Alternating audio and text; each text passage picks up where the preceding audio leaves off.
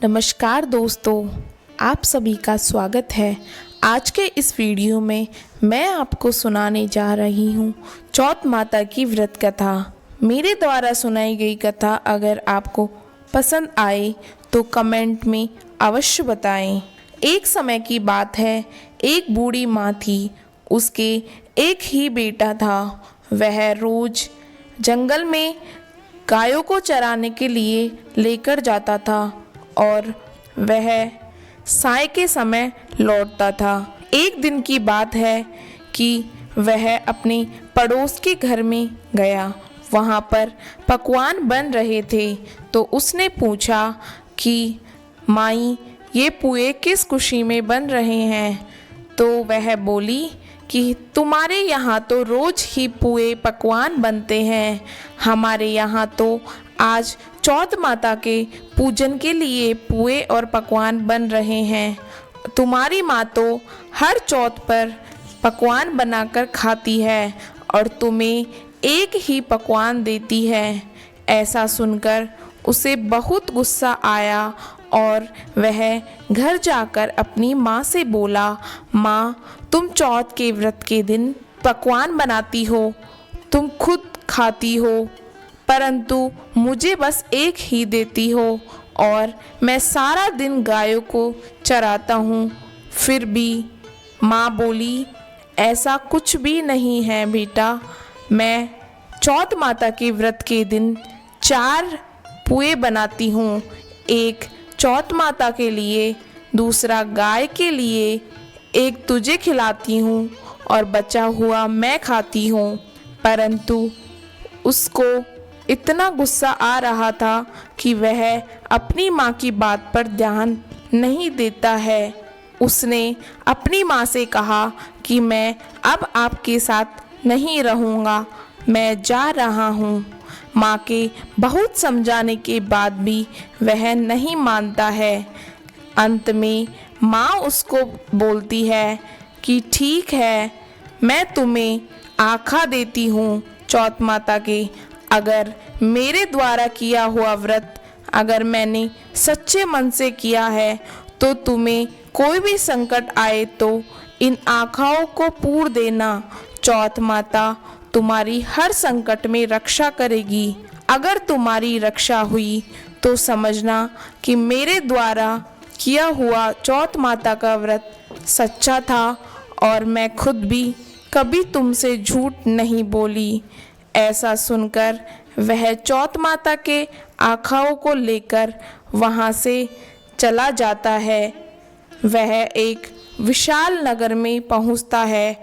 वहाँ पर एक बूढ़ी माँ खाना बना रही थी और रो रही थी। उसने पूछा, माई, क्या हुआ, तुम क्यों रो रही हो? उसने कहा कि हमारे राज्य में राजा के यहाँ हाव पकता है, उसमें एक इंसान की बलि चढ़ती है, तो कल मेरे पुत्र की बलि चढ़ने का नंबर है। उसने कहा, माई, मैं चढ़ूँगा तुम्हारे पुत्र की जगह बलि। माई बोलती है, नहीं बेटा, जैसे मेरा लाल है वैसे भी तू किसी माई का लाल है। मैं तुम्हें ऐसे हाव में पकने के लिए बलि चढ़ने नहीं दे सकती। उसने बोला, नहीं माई, मैं ही कल जाऊंगा, तुम मुझे कल सुबह उठा देना।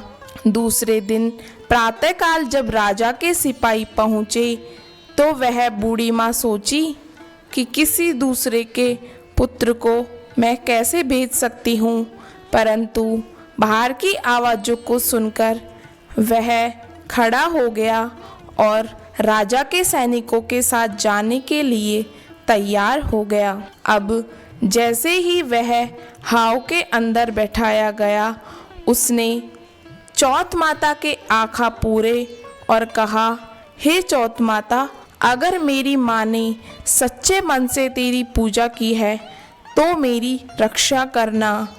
ऐसा कहकर वह हाव में बैठ गया। वैसे तो हाव पकने में हमेशा 8 दिन का समय लगता था, परंतु उस समय एक ही दिन में हाव पककर तैयार हो गया। सभी सैनिक आश्चर्य में पड़ गए। यह सूचना राजा को दी गई। राजा ने सोचा, ऐसा कैसे हो सकता है। वह राजा देखने के लिए वहां पर आया। उसने एक कंकर मारा तो हाव पकने की आवाज़ सुनाई दी। जैसे ही हाव पक गया तो राजा के सैनिक उन हाव के में चढ़ाए हुए घड़ों को उतारने लगा। तब अंदर से आवाज़ आई कि भाई धीरे उतारो, अंदर मैं हूँ। सैनिक घबरा गए। उन्होंने कहा कि तुम भूत हो या जिंद हो।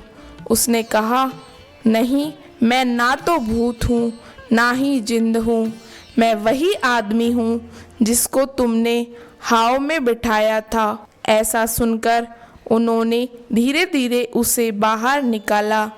राजा बहुत आश्चर्य में पड़ा हुआ था। उसने कहा, ऐसा कैसे हो सकता है? तुम कैसे जिंदा वापस आ सकते हो? उसने कहा, मेरी माँ चौथ माता का व्रत किया करती थी। उन्होंने मुझे यह आखा दिए कि जब भी तुझ पर संकट आए इनको पूर देना। तो मैं इन आखाओं को पूर कर ही अंदर हाव में बैठा था। ऐसा सुनकर राजा ने कहा कि ठीक है, अगर ऐसा ही है तो हम घुड़दौड़ करेंगे। हम दोनों ही अलग अलग घोड़ों पर बैठेंगे। घोड़ों की दौड़ कराई जाएगी। अगर तुम्हारा घोड़ा जीत जाता है तो मैं अपनी बेटी का विवाह तुम्हारे साथ कर दूंगा, परंतु तुम्हारे घोड़ों के पैरों में बेड़ियां होंगी, परंतु मेरा घोड़ा खुला हुआ होगा। ऐसा सुनकर उसने आखाओं को पूरा और कहा, हे चौथ माता, अगर मेरी माँ ने सच्चे मन से तुम्हारी पूजा की है तो इस बार भी मेरी रक्षा करना। ऐसा बोलकर वह घोड़े पर चढ़ गया। जैसे ही दौड़ शुरू हुई वह बेड़ियां उसके घोड़े से अटकर राजा के घोड़े के पैरों में आ गई और इस प्रकार वह घोड़दौड़ में जीत गया। राजा ने अपनी बेटी का विवाह उस आदमी के साथ कर दिया और उसे बहुत सा धन देकर विदा किया। जैसे ही वह नगर के समीप पहुँचे उसने संदेशा भिजवाया कि मेरी माँ को जाकर बोलो कि उसके बेटे और बहू आ रहे हैं, स्वागत की तैयारियां करें। किसी दूत ने जाकर उसकी माँ से कहा कि तुम्हारे बेटे और बहू आ रहे हैं। तो माँ बोली, बहू तो कहाँ, मेरे तो बेटा भी नसीब में नहीं है। परंतु दूत के कहने के अनुसार उसने तैयारियां कर ली। वह कुछ ही समय बाद में अपने बेटे और बहू को देखकर बहुत खुश हुई और बेटे ने अपनी माँ से माफ़ी मांगी। हे चौथ माता, जैसी उसको आई उस वैसी सभी को आना। हे चौथ माता, अगर कथा अधूरी हो तो पूरी करना, पूरी हो तो मान करना। जय चौथ माता की। आप सभी का धन्यवाद भक्तजनों।